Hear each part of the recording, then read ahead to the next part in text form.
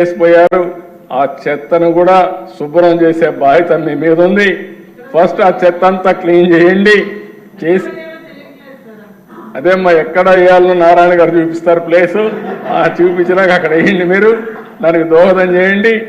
అదే మరి ఇంకొక పక్కన ఈ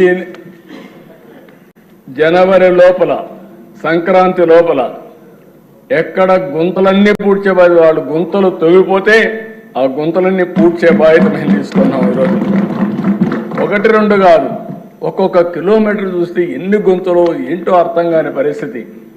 మొత్తం ఒకటే చెప్పాం, 850 కోట్ల రూపాయలు ఖర్చు పెడుతున్నాం. రాష్ట్రంలో అన్ని గుంతలు పూడ్చాల్సిన బాధ్యత ఉంది. ఇంకో పక్క నేషనల్ హైవేస్ అయితే 55,000 కోట్ల రూపాయలు రాబోయే 2.5 సంవత్సరాల్లో ఖర్చు పెట్టబోతున్నారు. 72,000 కోట్ల రూపాయలు రైల్వేస్లో రాబోయే 3-4-5 సంవత్సరాల్లో ఖర్చు పెట్టేదానికి శ్రీకారం చుట్టాం. ఇంకో పక్కన దిశ మత్స్యకారుల ఉపాధిని దెబ్బతీస్తే 217 జీవో రద్దు చేశాం. స్వర్ణకారుల కార్పొరేషన్ ఏర్పాటు చేశాం. గీత కార్మికులకు ఫస్ట్ టైం చరిత్రలో 10% మద్యం షాపులు రిజర్వ్ చేసిన పార్టీ తెలుగుదేశం పార్టీ, ఎన్డీఏ అని చెప్పి కూడా మీకు తెలియజేస్తున్నాను.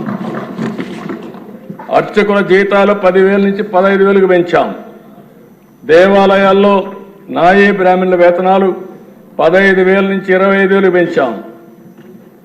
దూప దీప నైవేద్యం కింద ఆలయాలకు ఆర్థిక సాయం 5,000 నుంచి 10,000కు పెంచాం. వేద విద్య చదివినటువంటి నిరుద్యోగ నేతకి 3,000 రూపాయలు నిరుద్యోగ వృత్తి ఇస్తున్నాం.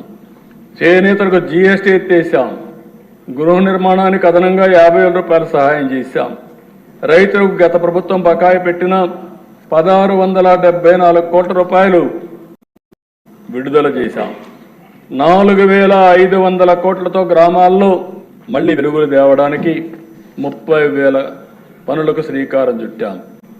మళ్లీ రైతులకు సబ్సిడీతో డ్రిప్ పరికరాలు ఇస్తున్నాం. పాడి రైతులకు 90% రాయితీతో షెడ్లు కట్టిస్తున్నాం. రాజధాని రైతులు, కౌలు రైతులకి 400 కోట్ల రూపాయలు బకాయిలు చెల్లిస్తున్నాం. పోలీస్ శాఖని 100 కోట్ల రూపాయలు అదనంగా డబ్బులు ఇచ్చి వాళ్ళందరినీ కూడా స్ట్రీమ్లైన్ చేస్తున్నాం. కొప్పర్తి, ఓర్వకల్, కృష్ణపట్నం, నక్కపల్లి 4 ఇండస్ట్రియల్ కారిడార్స్ వస్తున్నాయి. దీనికి దగ్గర ఒక 10,000 కోట్ల రూపాయలు ఖర్చు పెడుతున్నాం. కర్నూలులో డ్రోన్ సిటీ ఏర్పాటు చేస్తున్నాం. 300 ఎకరాలు భూమి ఇచ్చాం. విశాఖ రైల్వే జోన్ భూమి ఇవ్వకుండా కేంద్రం అనేక పర్యాలు చెప్పిన లెక్క చేయకుండా ఉంటే మడసర్లోవలో 52 ఎకరాల భూమి ఇచ్చి తొందరలోనే ఫౌండేషన్ వేసి లాంగ్ పెండింగ్ సమస్యకి పరిష్కార మార్గం చూపించామని చెప్పి కూడా నేను మీకు తెలియజేస్తున్నా. పేదవాళ్ళకి ఇళ్లు కట్టే కార్యక్రమానికి శ్రీకారం చుట్టాం. డిసెంబర్ లోపల 1,00,000 ఇండ్లు ఒకేసారి లాంచ్ చేస్తాం. అదే మరి గ్రామాల్లో 3 సెంట్లు, పట్టణాల్లో 2 సెంట్లు ఇచ్చి రాబోయే 5 సంవత్సరాల్లో ఇంటి జాగా లేదనకుండా ప్రతి ఒక్కరికి ఇల్లు కట్టించే బాధ్యత ఎన్డీఏ ప్రభుత్వం తీసుకుంటాం. ఇదే కదా దిశ. అందుకే ఈరోజు ప్రజలకు ఒకసారి చెప్పాలి. ఆ రోజు చెప్పాము, ఈరోజు చెప్తున్నా, సంపద సృష్టిస్తాం, ఆదాయాన్ని పెంచుతాం. పెంచిన ఆదాయాన్ని మళ్ళీ మనకుండే అవకాశాలను తీసుకుని పేదవాళ్లకు సంక్షేమ కార్యక్రమాలు, సాధికారత కోసం ఖర్చు పెడతాం. ఏదైతే మనం చెప్పినటువంటి సూపర్ 6 కానీ, మనం ఇచ్చిన ఎన్నికల హామీలు కానీ పూర్తిగా నెరవేర్చడమే కాదు, ఇంకా అదనంగా నెరవేరుస్తున్నాం.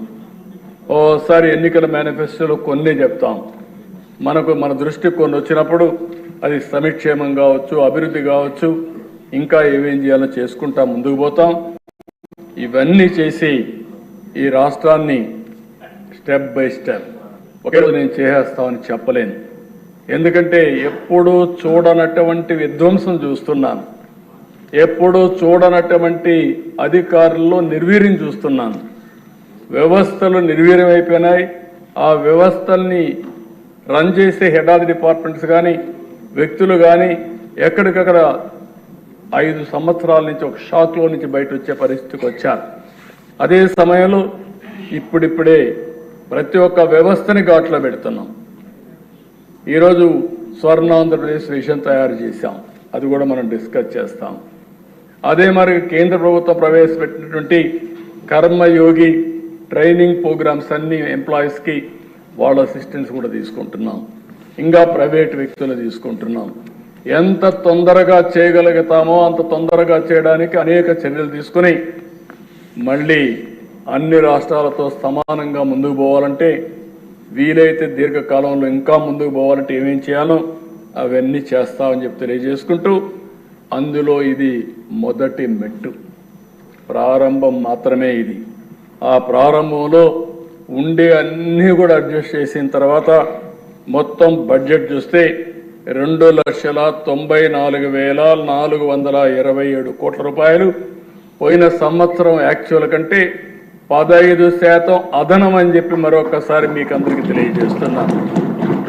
రెవెన్యూ వ్యయం 2,35,916 కోట్లు, మూలధన వ్యయం 32,712 కోట్లు, రెవెన్యూ లోటు 34,743 కోట్లు, ద్రవ్య లోటు 68,742 కోట్లు. ఉండే ఇబ్బందుల్లో one of the best budget ఇది. నేను 15 సార్లు బడ్జెట్ చూశాను, మనమే పెట్టాం. 15 సార్లు పెట్టినప్పుడు ఇలాంటి క్లిష్ట పరిస్థితులు, ఇలాంటి ఇబ్బందికరమైన పరిస్థితులు one of the best budget తీసుకురాగలిగాం. దీనికి కారణం కేంద్రం పూర్తిగా సహకరించడం. నేను ఈ సభ ద్వారా నరేంద్ర మోడీ గారిని, కేంద్ర ప్రభుత్వాన్ని, అక్కడ ఉండే ఫైనాన్స్ మినిస్టర్ గారిని అందరినీ కూడా మనస్ఫూర్తిగా అభినందిస్తున్నాను. ఒక్కొక్కసారి 2 ప్రభుత్వాలు కలిస్తే ఏమేం చేయగలుగుతామో ఇది ఒక ఎగ్జాంపుల్ అని చెప్పి కూడా నేను మీకు తెలియజేసుకుంటూ, ఈ ప్రభుత్వం కమిటెడ్గా ఉన్నాం. రాష్ట్ర ప్రయోజనాలకు ఎక్కడా విఘాతం కలగకుండా ఎంత వీలైతే అంత తొందరగా ఏమేం చేయగలుగుతామో అవన్నీ చేయడానికి పట్టుదలతో ముందుకు పోతున్నాం. అందులో తొలి మెట్టు ఈ బడ్జెట్. ఇవన్నీ కూడా ప్రజలు కూడా రాబోయే రోజుల్లో ఇవన్నింటిపైన చర్చ చేయాల్సిన అవసరం ఉంది, అవగాహన పెంచుకోవాల్సిన అవసరం ఉంది.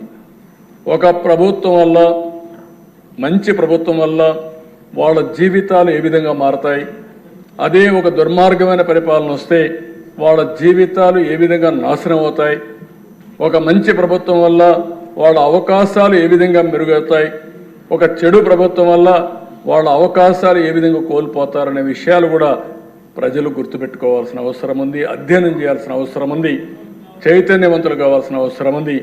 అది కూడా చేయమని చెప్పి కోరుకుంటూ, మరొక్కసారి ఈ అవకాశాన్ని ఇచ్చిన ప్రజలందరికీ మనస్ఫూర్తిగా ధన్యవాదాలు తెలియజేసుకుంటూ, ఇక్కడ మెంబర్స్ అందరూ కూడా పూర్తిగా సహకరించారు. ప్రత్యేకంగా నిండుగా కూర్చున్నారు, మీరు బాగా హుందాగా ఉన్నారు.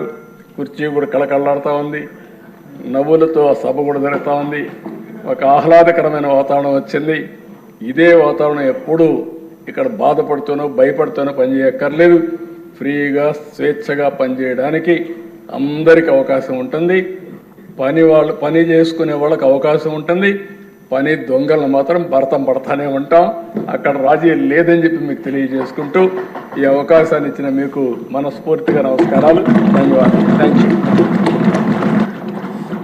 ధన్యవాదాలు. చాలా భవిష్యత్తుకి ఒక అద్భుతమైన భరోసా కేశవ్ గారు, గౌరవనీయులైన ముఖ్యమంత్రి గారు ఇచ్చారు. ఇప్పుడు భోజన విరామం లేదు. మరీ ఆకలిగా ఉన్నవాళ్ళు, ఎవరైనా మరీ ఆకలిగా ఉన్నవాళ్ళు వెళ్ళి భోంచేసి రండి. ఇప్పుడు బిల్లులు ఉన్నాయి.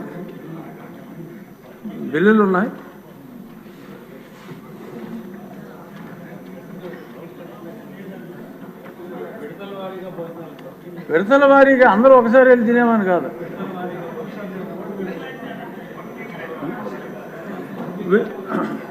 విద్యుత్ శాఖ మంత్రి గారు ఆంధ్రప్రదేశ్ విద్యుత్ సుంకం 2వ సవరణ బిల్లు 2024ను పరిగణలోకి తీసుకునేందుకు అనుమతి కోరతారు. 2024 సార్. ఈ బిల్లు గత ప్రభుత్వం తీసుకొచ్చిన చట్టంలోని లోపాలను సరిదిద్దడానికి మాత్రమే ఉద్దేశించబడింది సార్. ఈ సవరణ వల్ల వినియోగదారులపై కొత్తగా అదనంగా ఎల్సీ డ్యూటీ పెంచడం లేదని మీ ద్వారా సభకు తెలియజేస్తున్నాం. అలానే ప్రజలందరికీ కూడా స్పష్టం చేస్తున్నాము. స్పీకర్ సార్, 2021 సంవత్సరంలో గత ప్రభుత్వం అసెంబ్లీలో Andhra Pradesh electricity duty amendment act 2020ని ఆమోదించి 26/8/2021 గజెట్ నోటిఫికేషన్ విడుదల చేసింది. అయితే ఈ సవరణ చట్టం ఎప్పటి నుంచి అమల్లో వస్తుందనే విషయాన్ని చెప్పలేదు. అయినప్పటికీ గత ప్రభుత్వం దీన్ని అమలు చేసి ఎలక్ట్రిసిటీ డ్యూటీని విధించింది. స్పీకర్ సార్, దీనిని సరిదిద్దడానికి మా ప్రభుత్వం Andhra Pradesh electricity board second amendment bill 2024ని ఈరోజు ఆమోదం కోసం తీసుకొస్తున్నాము. ప్రస్తుతం పరిస్థితులను బట్టి ఎలక్ట్రిసిటీ డ్యూటీ వివిధ కేటగిరీల వారికి ఏ విధంగా ఫిక్స్ చేయాలో అనే అధికారాన్ని మా ప్రభుత్వం ఈ బిల్లులో సవరణ ద్వారా కోరుతుంది. గత ప్రభుత్వం సవరణను బట్టి వినియోగదారుల నుంచి 26/8/21 నాటి నుంచి వసూలు చేసిన ఎలక్ట్రిసిటీ డ్యూటీని ఏ కారణంతోనైనా తిరిగి చెల్లించబోకుండా సవరణ చేస్తున్నాము. అలాగే దీనితో పాటు భవిష్యత్తులో ఎలక్ట్రిసిటీ డ్యూటీ విషయంలో మార్పులు చేసే అధికారం ప్రభుత్వానికి ఉండేలా వెసులుబాటు కల్పిస్తూ ఈ సవరణ బిల్లులో అవకాశం కల్పించబడింది. దీనిని మీ ద్వారా సభ ఆమోదం కోరుతున్నాను. Sir, I beg to move that the Andhra Pradesh Electricity Second Amendment Bill 2024 be taken into consideration. మంత్రి గారి ప్రతిపాదన సభ సమక్షంలో ఉంది. బిల్లుపై సభ్యులు చర్చ ప్రారంభిద్దాం. ముందుగా పార్థసారథి గారు.